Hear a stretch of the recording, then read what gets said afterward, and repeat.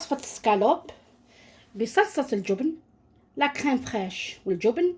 اللي حابة تشوف الوصفة ما عليها إلا تشاهد معنا الفيديو من الأول للآخر وتشوف معنا المقادير وطريقة التحضير. عليكم ومرحبا بكم في قناة شهيوات أم رمزي.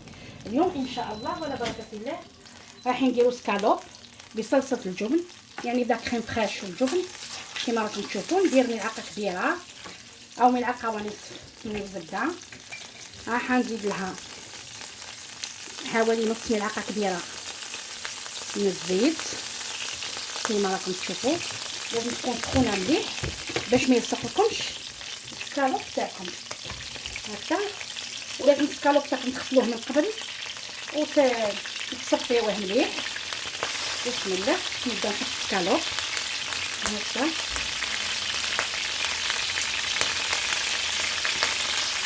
اذا الان نزيد شويه ملح، نملح السكالوب تاعي باش يجي صامت هكا كما تشوفوا هكذا. نزيد ندير شويه فلفل اسود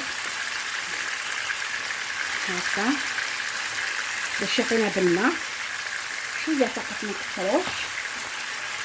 نزيد ندير شويه ثوم بودره، اللي ما عندهاش ثوم بودره تقدري ديري 2 فصوص تاع الثوم يعني هكا. وغادي ندير حوالي نص ملعقه صغيره هكذا من المطاط كما راكم تشوفوا. ونخلط مليح. راح نبدا نقلب السكالوب تاعي هكا.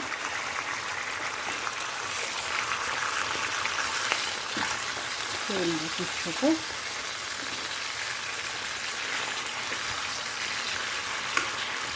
تبقاي مرة على مرة تقلبي فيه حتى يطيب لك مليح. نخلطو مليح باش يتخلط لي المطاط تاعي. هذا ما كنحطو في الاول مع الزبده والزيت، لكن اليوم نسيت حتى حطيت في السكرتو. ما كنحطوه هو الاول نخلطوه هكا معاهم ونخليه.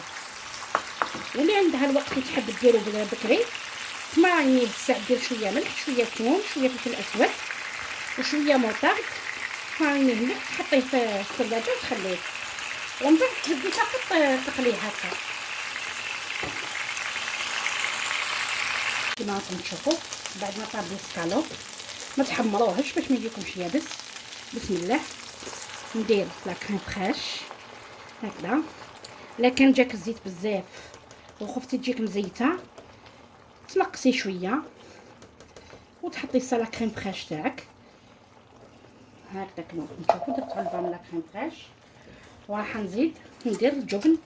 اي جبن عندك تقدري ديريه هكذا كما راكم تشوفوا. انا استعملت جبن طاغتيني هكذا كما راكم تشوفوا. تقدري تزيدي ديري جبن مثلا مبشور على الوجه ولا موزاريلا كيما تحبي.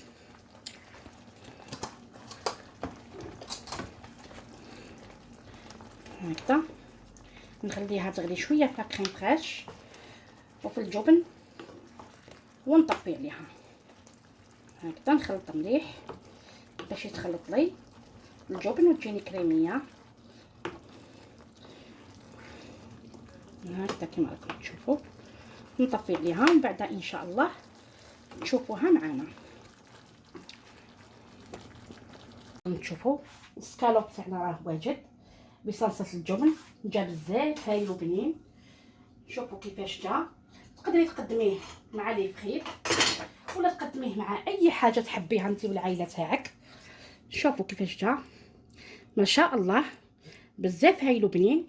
قلت لكم ما تحمروهش بزاف باش ما يجيكمش يابس ويجيكم طري. نتمنى ان شاء الله تكون الوصفه عجبتكم. ما تنساوش تبارطاجيو مع احبابكم مع صحابكم، وشكرا جزيلا.